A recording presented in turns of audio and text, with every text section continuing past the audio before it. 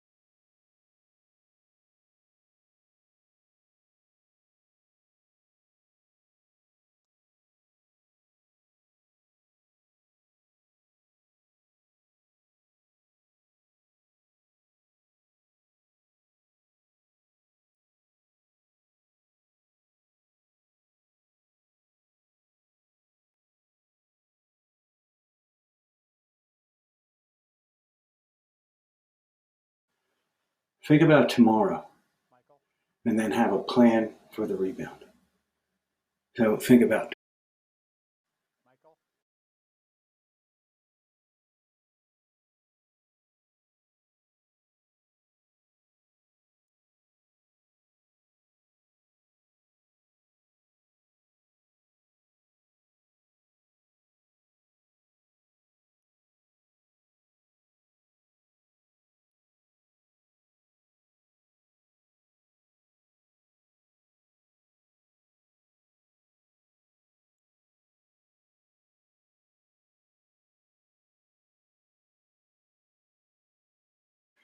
methods.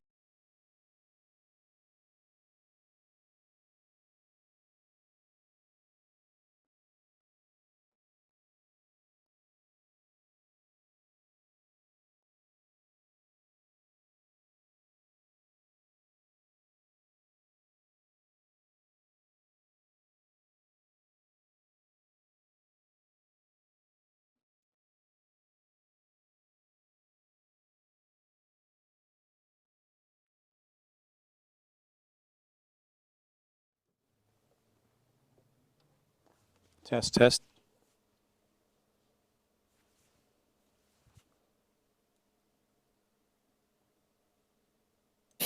Michael. Michael. Can you hear me?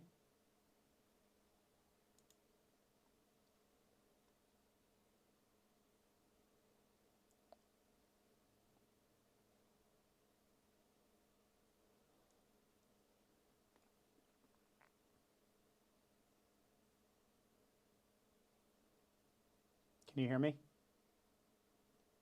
Okay. I'm going to put your audio on. We're actually live right now.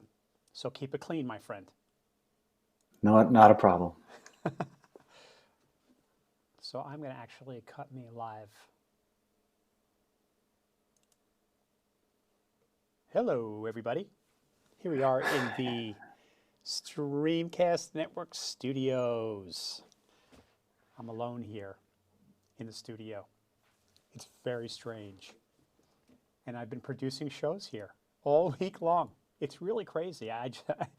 I'm like streaming people from all over the country. I'm bringing guests with hosts. Everything is virtual. And even my shows are virtual. As a matter of fact, I think I'm going to bring in our guest. You know what? I better do the open first. So without further ado, since I don't have a technical director, I'm going to say, Cliff Sobel, let's roll him. Well, that's no fair. Let's try that again.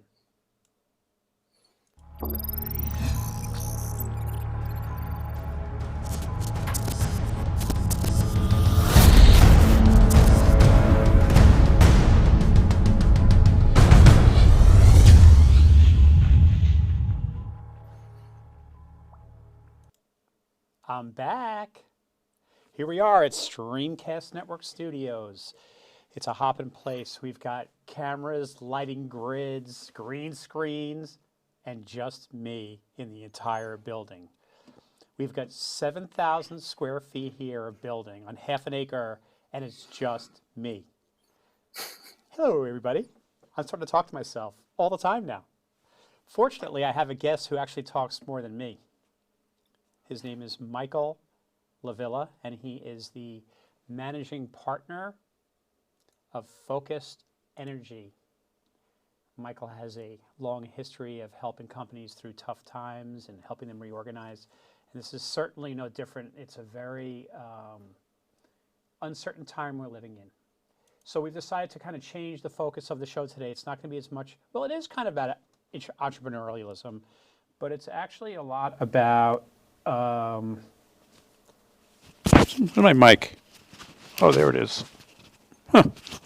It's a lot about how do you deal with challenges in these uncertain times. Now I can hear my voice, so what happens is I sound like I'm drunk, but I'm not. It's because I hear my voice and it's delayed. So, but without further ado, I'm going to bring on my buddy. I do sound like I'm drunk, so I'm going to take these headsets off a little bit. I'm going to bring on my buddy, Michael Lavilla. Michael, why does it say Centerport, New York? You're not in Centerport, New York. Oh my gosh, what happened? Would you like me to clarify that for our viewing audience, or would you? Let me see if I can fix it. I mean, you can start talking if you want, but I can fix it. Yeah, feel free to fix it. And I want to say, first of all, thanks so much for asking me to join you today. Of course. And I want to first ask, how is everybody in your life doing? Everybody okay? You know, right now, fortunately, knock on Formica and fiberboard, everybody in my life is fine. I feel very fortunate. As a matter of fact, my daughter called me a little while ago, and I couldn't speak to her, but she sounded like everything's okay, and she is in one of the hot spots in New York. She's in Brooklyn, but she's staying very well sheltered here in her apartment, taking it very seriously, she and her boyfriend. Fortunately, she's gainfully employed, and she's not going to have to worry about losing her job. Her boyfriend has taken his entire business and turned it virtual. He's not lost any customers. My son, business-wise, is a little hurting. Actually, he's a lot hurting, but he's up outside Syracuse, New York, with his girlfriend and her family, so they're very safe. I feel very lucky. You? Thanks for asking. You know, I also have some family members who are in high-risk situations, either because of their geographic location or perhaps their age. Or medical background. So we are all knocking wood on a daily basis and very grateful for staying in touch and keeping aware of needs and so far hearing good news. So knock wood, we'll hope for that to continue. That's really good news because I can't believe how many people that I see who have gotten sick. Yeah, I believe that it's going to be difficult to escape some impact of this, besides, for obvious reasons. But this is unlike anything clearly that any of us in our age group has encountered. While we can look at other economic situations, which have been, magnificent in their negative impact, I feel like the major difference here is this will probably take a lot longer to fade from memory because we're all going to be dealing with some relationship that had to manage through this health crisis. I thought that that 9/11 was such a surreal experience, terribly sad and surreal. In some ways, this is even more surreal. What do you think? I've heard a couple of observations along those lines, and some of the things that I've spoken with acquaintances who unfortunately have been able to compare these two experiences because of personal experience, and they do mention that there is a dramatic difference. I think most notably, Just lost your feed.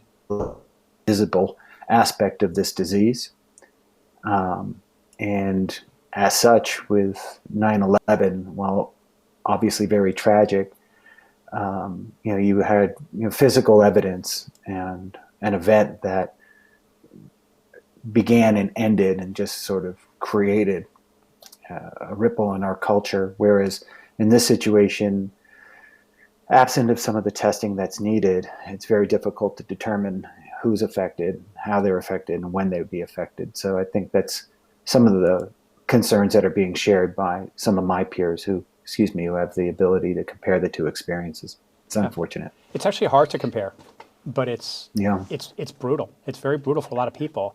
The main Yeah. thing that I find that I do for myself is I have to keep myself positive. And what I do is I keep myself very busy. I work hard at my craft, and my craft is getting better. Due to this unforeseen circumstance. My craft is actually getting better because I'm practicing with it more. I'm using it differently. I'm getting more capabilities, and I'm really, stretching what I can do. I play my guitar a lot more. I cook a lot more.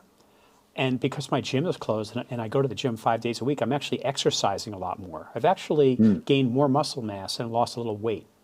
So that's what I do, because otherwise, if you allow yourself, especially when you're alone in a place where there's nobody else, you have to really dig deep and just pick yourself up and keep moving.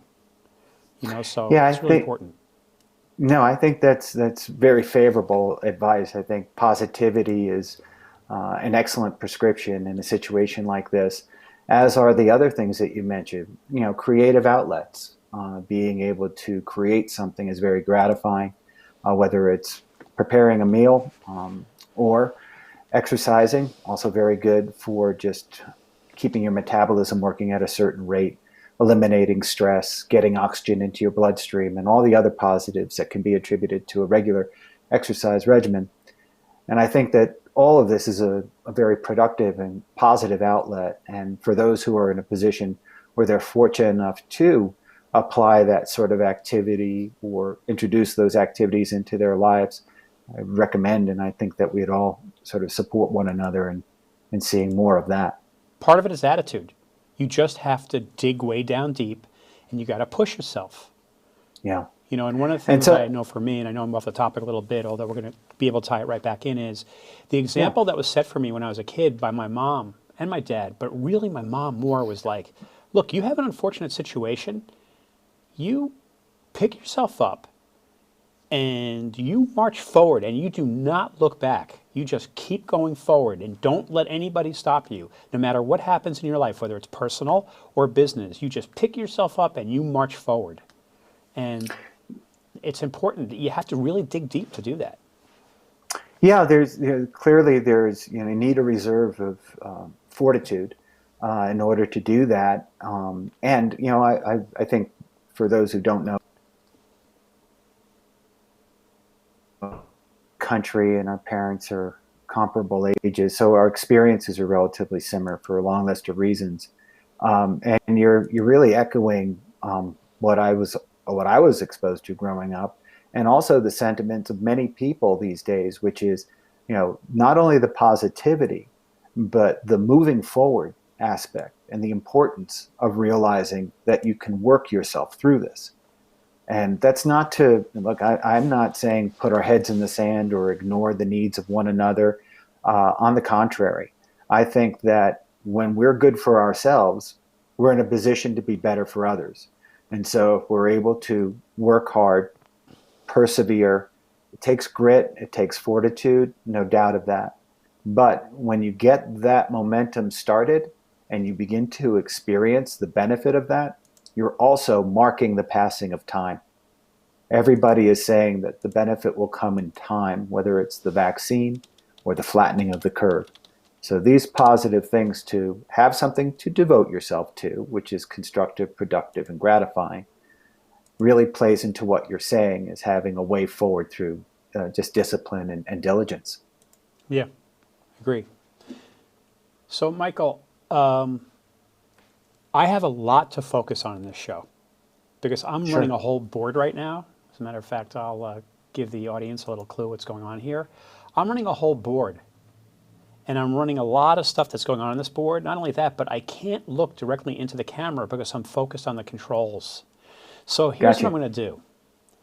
I'm actually going to be a participant in this conversation, but I'm really going to let you take the wheel Okay. because I have to focus more on what I'm doing. I have to actually concentrate to look at my camera directly, but I really need to be focusing on all the stuff going on here.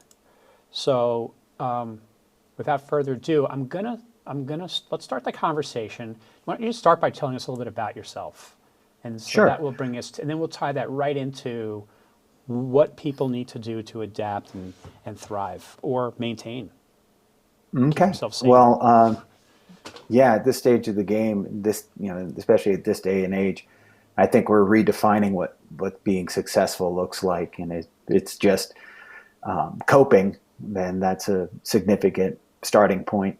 By way of background, I've been fortunate enough through the course of my career to be involved in situations that require me to either restructure, retool, re-engineer, however you want to phrase it, but help either organizations, departments, small business, enterprise environments, doesn't matter whether it's B2B or B2C, been working in capacities to help to manage change. And managing change takes many forms. It's not only the procedural changes that you confront when operating an organization. It's not only the evolution of emerging markets that represent change, but it's also the emotional impact of change. And over the past 25 years, I've been very involved with organizations of all different types and have really come to hone a very acute awareness. It's not one that's unique to me. It's one that a lot of people share, which was why recently a group of us, I currently live in Boulder, as the graphic now indicates, been working with a consultancy out here that's been operating for a number of years, supporting the small business space. So this is a category that oftentimes involves many entrepreneurs. And oftentimes, as you well know, and as I've seen on your program on more than one occasion, you give a platform to these entrepreneurs who are explaining all of the headwinds, all of the hardships, all of the challenge that they persevered through in order to become, some definition of success.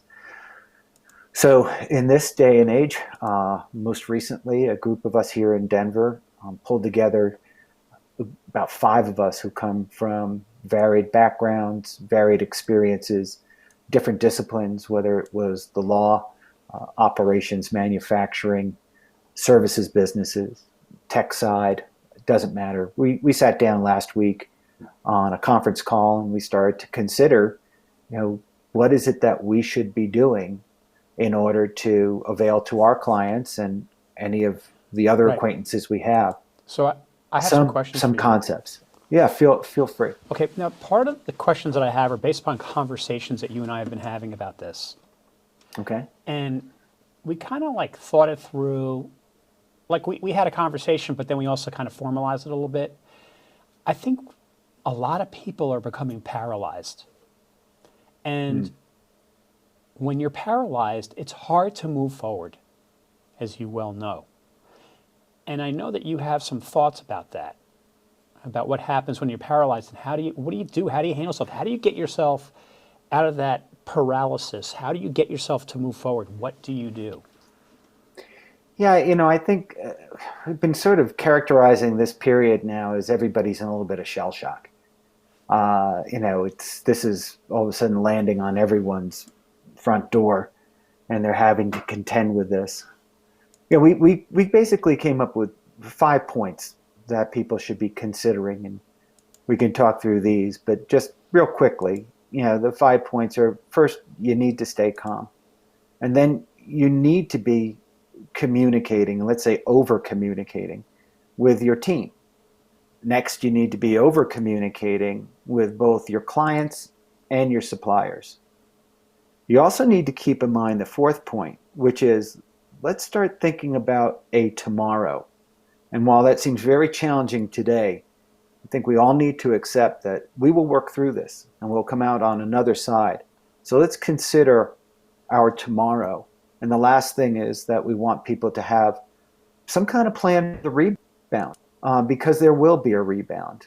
And it's likely that there's an audience of entrepreneurs and small businesses who can be taking the time now to plan for that foreseeable change that's bound to occur. Totally agreed. So let's start with the paralysis part, or the trying to stay calm part. Can you talk about that a little bit in depth? Sure. Oh, wait a minute, hold on a second. Before you do Yeah. that, I got to give myself one plug. That's me.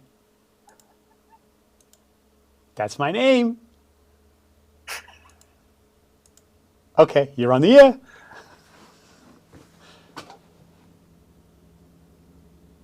We're back. Yes, go ahead. No, I think that your question was about how people are kind of emerging from this state of shell shock. First and foremost, it's a recommendation to everyone who can hear this.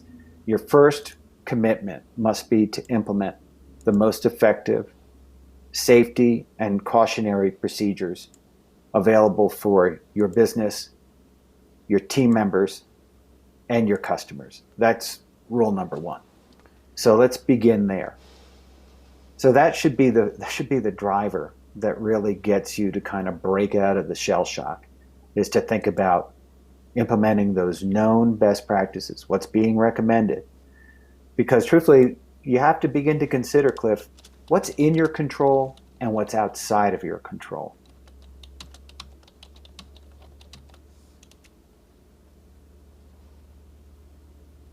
Hello. Yeah, Still there? and so I am of course still here. I was just making Oh, I sure thought you that had another statement to make on that. No, I heard you typing, so I realized that you were I'm busy. sorry.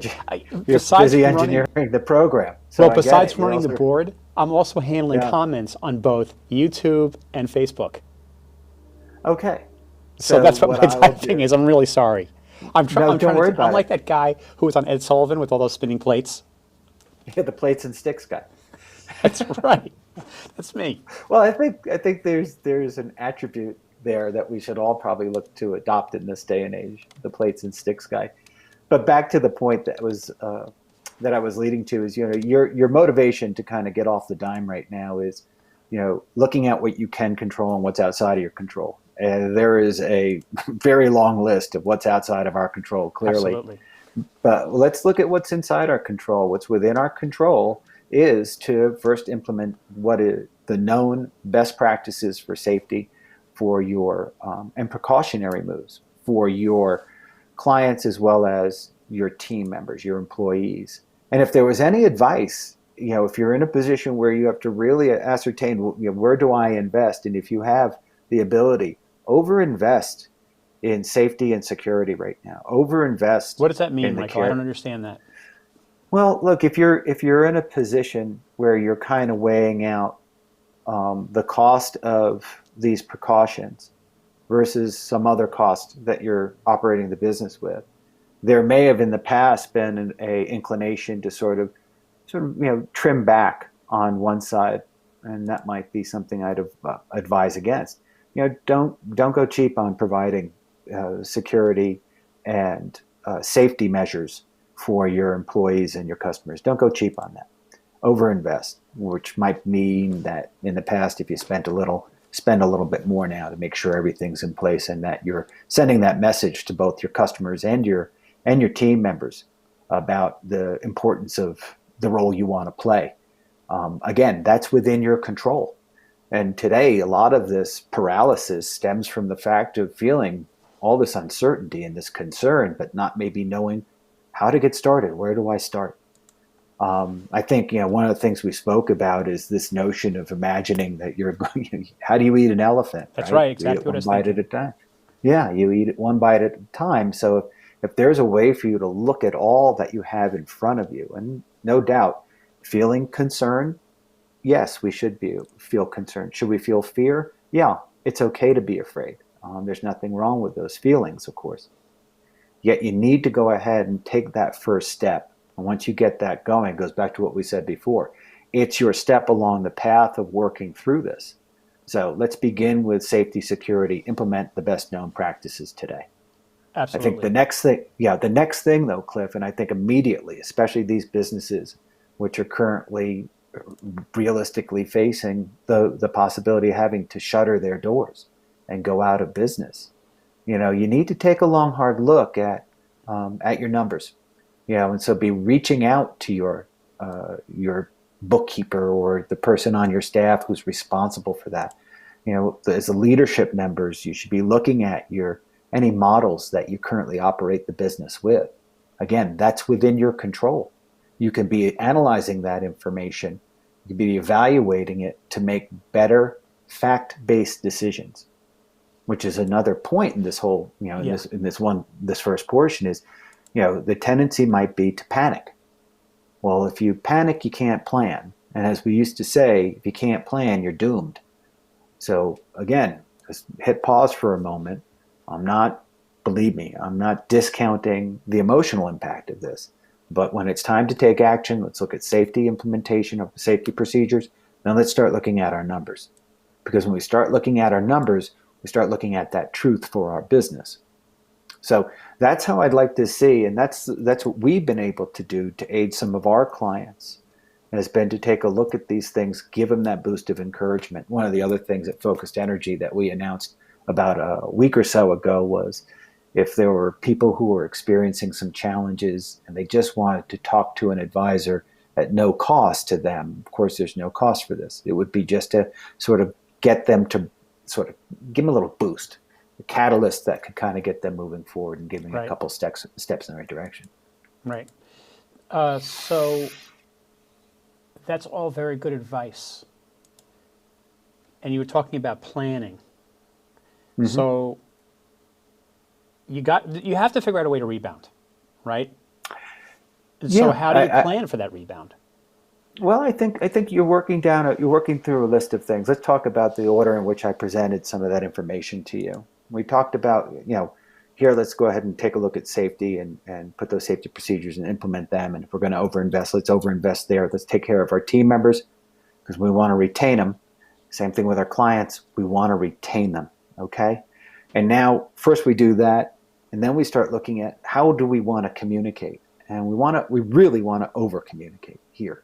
We want to be talking to our team members about what our real situation is as a business operator.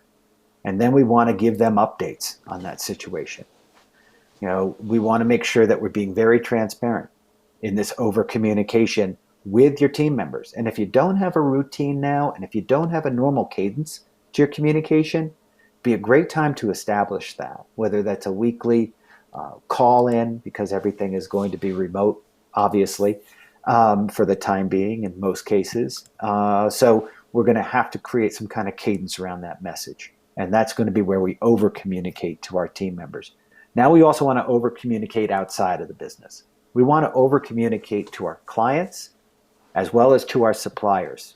And this gets to more of your planning component, Cliff, because when you're looking at your numbers and you're evaluating how much runway do you have left to operate based upon the cash you have, you want to start taking some steps to preserve your capital, right? You want to be able to, it's the end of the month today. So tomorrow being the first of the month, the 1st of April, a lot of people are going to have bills that are due.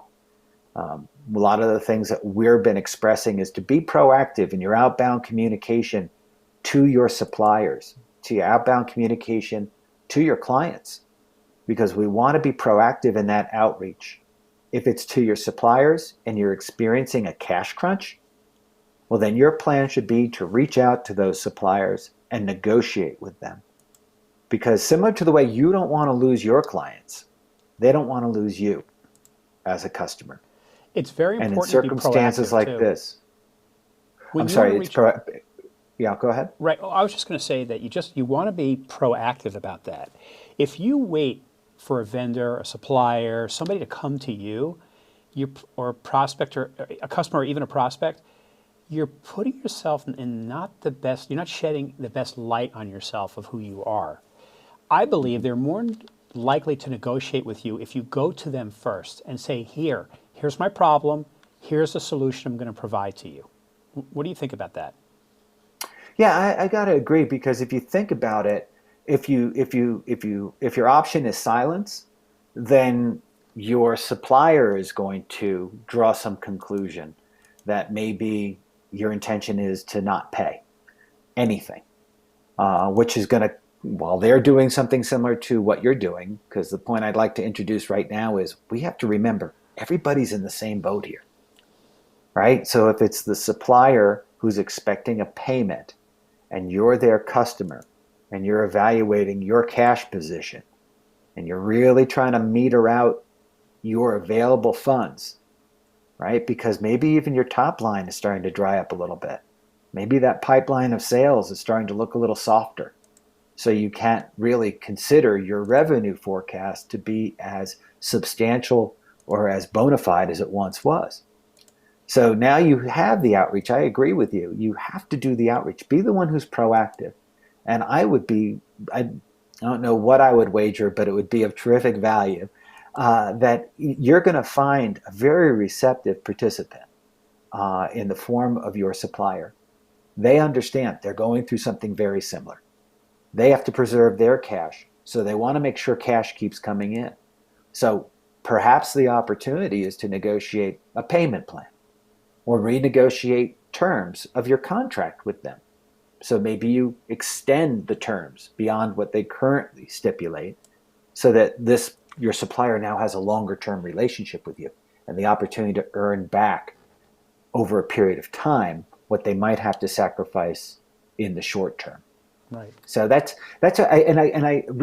think that you bring up a really great point about being proactive and the way it's evidence of your character, which will kind of go a little bit out of sequence here. But I mean, you really have to think about, what does your tomorrow look like? When we get through this, team members aren't going to remember that you did one particular thing. They're going to be thinking about the way you comported yourself throughout this entire event. Were you being empathetic? Were you communicating with transparency? Did you express urgency and an understanding of what their needs are? Because that's part of that over communication with your team members. Let's understand what those needs are as business owners, as business operators. Let's make sure we understand that, because you make up a good point. When the dust settles and when we work through this, people are going to remember, how did you behave? How did you treat them? How did you treat them at this time? So that's one aspect of considering. Consider tomorrow is one of the things that we say. What does tomorrow look like? And Cliff, while you're in that mode as a business operator and you're hyper analyzing your behavior, you're being very conscientious of how you treat others, the lasting impression that you're going to cause as a result of your behavior and your character. There's a positive in here too. And that could be the opportunity for an entrepreneur who has spent so much of their time working in their business. And by that, I mean they're the one doing the firefighting on a daily basis. They're the one that all the team members come to in the hope that that one person can resolve their issues. Well, I'm inclined to think that many entrepreneurs in that situation have sometimes said to themselves, wow, if I could just hit pause for a minute, I'd really like to look at this system, maybe evaluate a system that could improve their efficiency. I'd like to document these procedures because each time I have an attrition event, I have to train somebody from square zero. So what if we were taking this time now, because there are folks on your team, business owners, there are folks on your team who have a little bit more bandwidth now. And if we can keep them employed and also leverage their legacy knowledge, leverage their passion for their business, if we can get them to help the business owner sort of work sort of on the business instead of in the business, I think that's a terrific opportunity for creating a stronger, more, I think, viable organization that, as I'll say it again, we're going to come out on the other side of this. And when we do, you'll have an organization and a business that's used this time in order to just kind of strengthen themselves. Right. So are there any more points that you want to go through on planning for your rebound? Or do you want to move on? Yeah, I think the important thing now about that rebound point is this, and the way it differentiates from thinking about tomorrow is really straightforward. I bet you that if you spent any time on LinkedIn or looking at any of the news feeds that you might rely upon, you probably have heard about, I'll give a good example. As a baseball fan who's going through a very insignificant withdrawal right now, but just missing baseball, I was really thrilled when I read the article in the paper about the uniform manufacturing companies who are retooling in order to make masks. And I just think that's an example of pivoting. You look at Dyson, the company that is now committing to making tens of thousands of ventilators, and we know them as a vacuum company. You use these two simple examples of organizations that have relied upon ingenuity in order to pivot. What ingenuity can be applied today? What creative resourcing can you apply today in your business to not only work through what's happening today, but what do you see as an emerging opportunity? We spent about an hour last night discussing this with the same group of us and just going through discussions of where do we think organizations are going to, have the opportunity to improve their performance, and not, there's a fine line you walk in an environment like this, and it's a lot to do with coming across as being opportunistic. And we're certainly discouraging that. We're not looking at that at all. However, if you're a business operator and you're responsible for not only your clients' needs and your internal team members' needs, then it's likely you're going to be considering getting on the other side of this event and being stronger. And one of those ways to possibly do it is to evaluate where can you leverage your strength, where can you strategize to position yourself so that your business, while it might look a little bit different than it did prior to this event, continues to perform very well and perhaps even exceeding what your previous levels of performance were. Right. So let's move on to communication. Because communication's everything. Without a doubt. I mean, yeah, and I think this is a great example of it. Here we are discussing via this live stream, which I've seen your other programs. I know that today you're an engineering department of one, but this is so critical as a platform to be able to enable distance communication. I think I saw you say something that you'd take the distance out of social distancing, and while it's a clever comment, it's obviously a very strong point to make. The communications, as we said, internal and external, Am I talking to my team about, hey, this is our real situation here? As a business owner, I'm going to have to be transparent. I might even be a little bit vulnerable.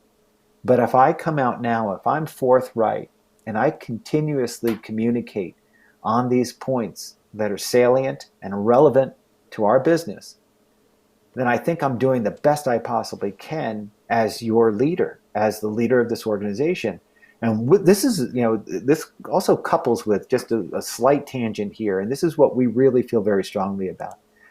When we work with our clients, we don't look just at the leadership team of an organization and say, we want to help you. We want to help the entire organization stay healthy.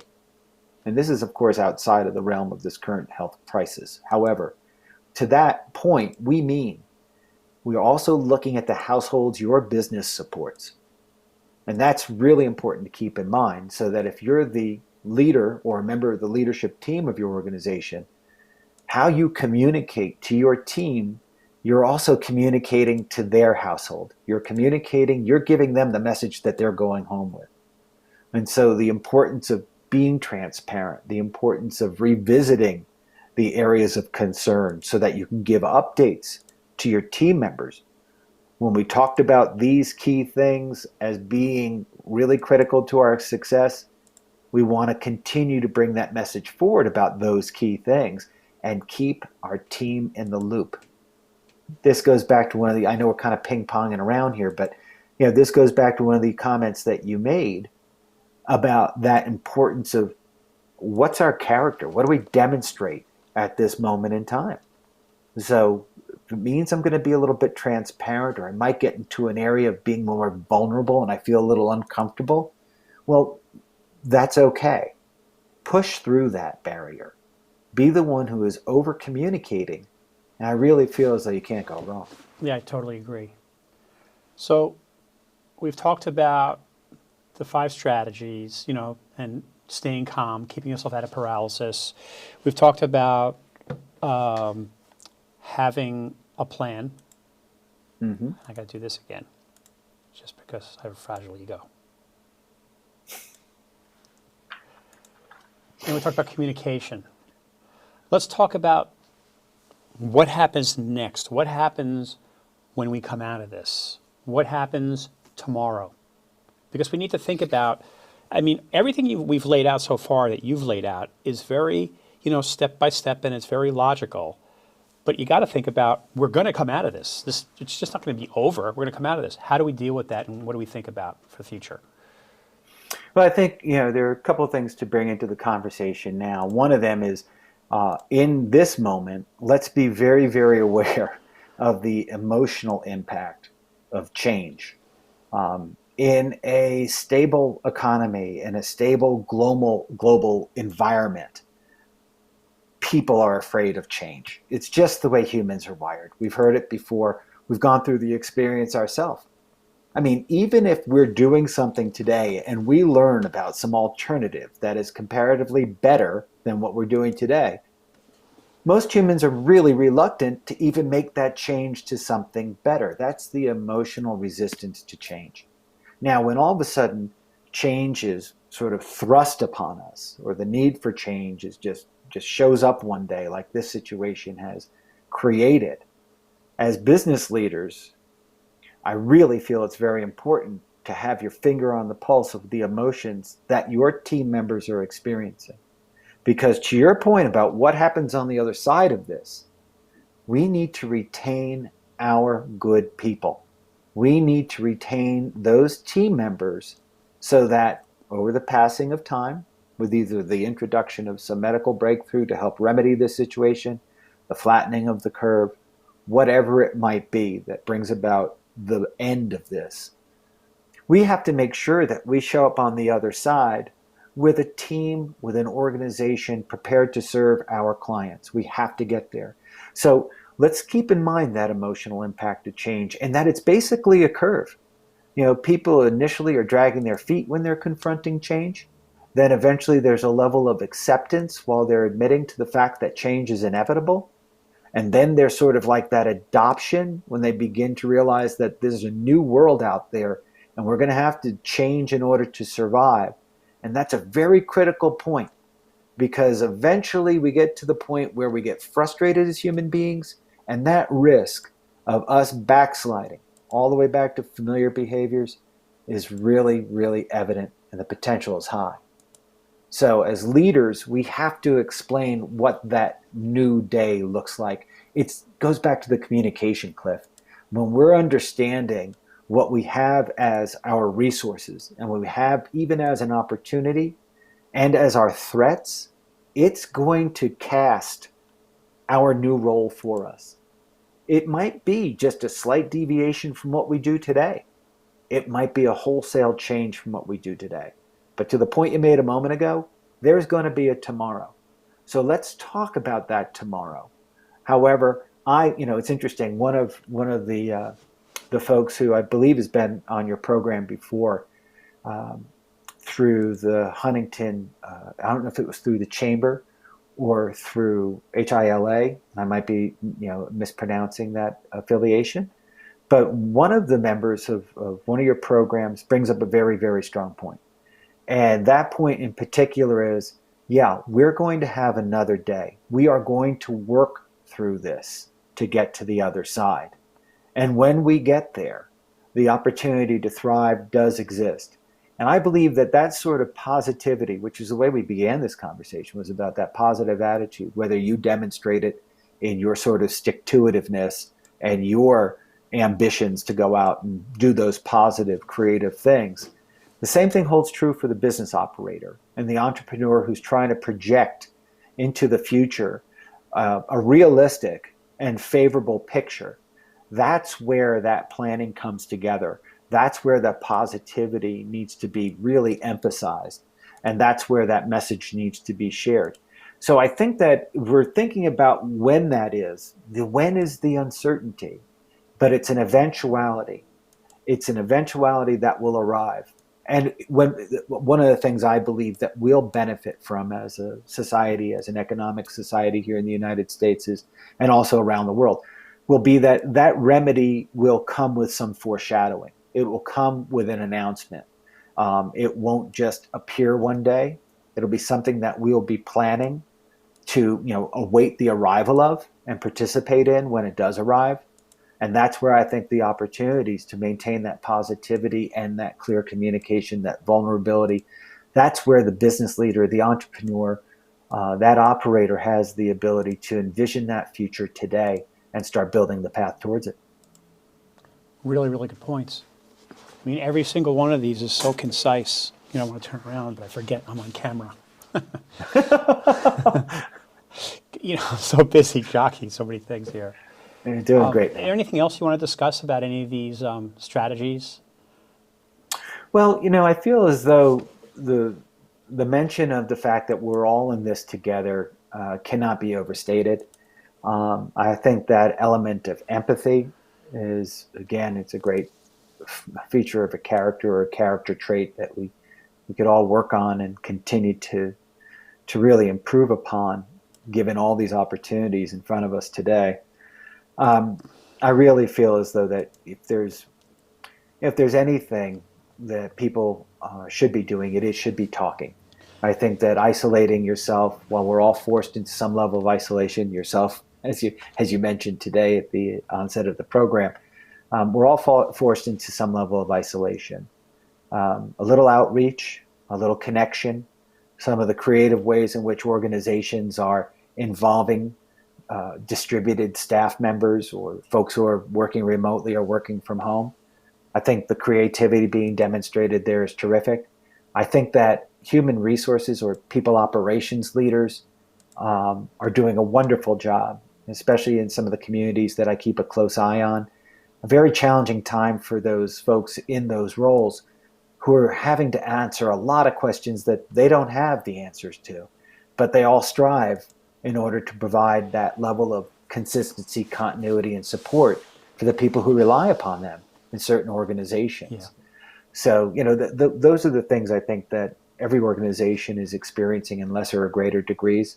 Yeah. So let's be sure to kind of lean on the empathy a little bit more. And I kind of want to add to that, because I know that your company is doing this.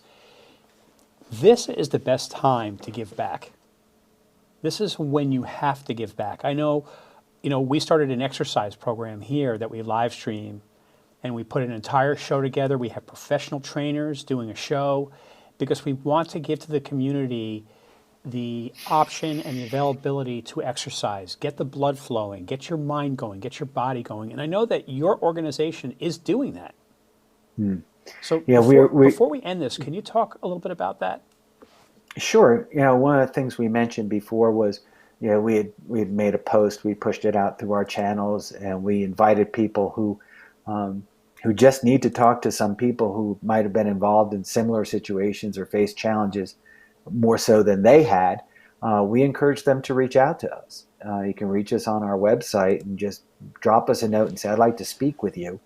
And we're happy to get on a call or get on some platform to communicate for an hour or so. There's no charges, of course, but we want to get back in that way.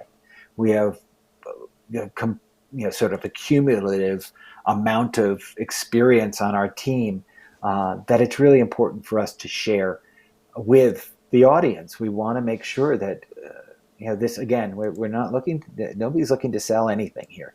This is about helping small business, the backbone of America, persevere through some very challenging times.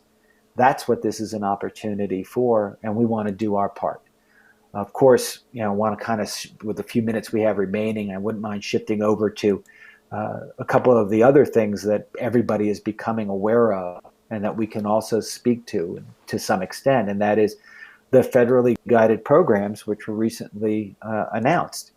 The CARES Act in particular. You can visit our site. There are links where you can find information that will help your business interpret what this act could mean to you. There are details that are specific to your business type, but straight off the bat, there are opportunities for businesses to get funding in order to continue to keep their team members paid. And if you think about the construct of that, if we're unemployed and we have no wages coming in, then what can we do except barely survive? We can't go out and fill a shopping cart full of groceries. We've got real issues, more so than I think any of us could ever imagine. In this situation, small businesses can pursue these loans. They don't look like small business loans.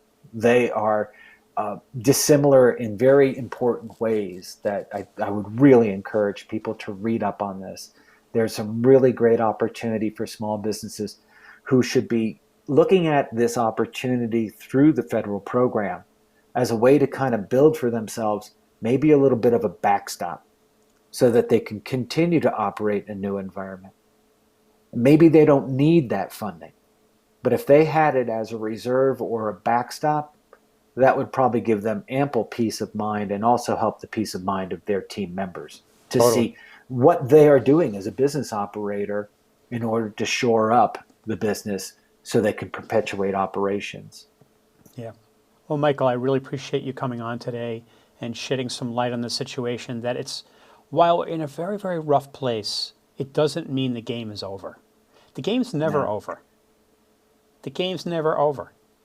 You can always jump back in and you can start fighting again. And it just means you might transform. You might be a metamorphosis. There are going to be some changes, but nothing is did Yogi Berra say? It ain't over till it's over. Right. And nobody goes there anymore because it's too crowded.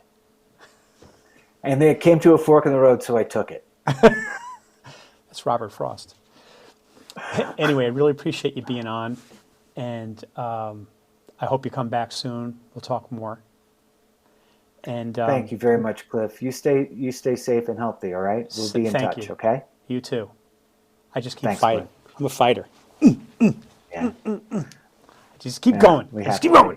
We have to. We have to. We have to. So we Good will advice. See you. And so here we go. What an expert. We will see you next week at same bad time, same bad channel.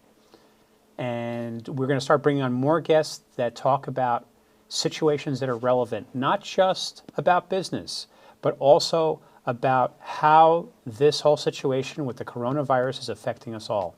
So have a safe week, stay isolated, but keep in touch with people. Call me, or you can go for a run with me. I run, I walk, I do calisthenics. I'm out there. Come join me. We'll have a great time. And if I can find the out, then we'll see you later.